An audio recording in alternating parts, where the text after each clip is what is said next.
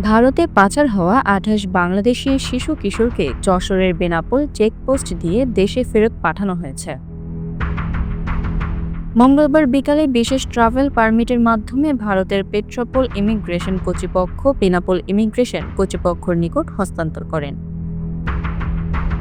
ফেরত আসা ২৮ জন শিশু কিশোরদের মধ্যে ১১ জন কিশোর কিশোরী এবং ১৭ জন শিশু রয়েছে। ফেরত আসা শিশু কিশোররা যশোর, খুলনা সহ দেশের বিভিন্ন জেলার বলে জানা গেছে।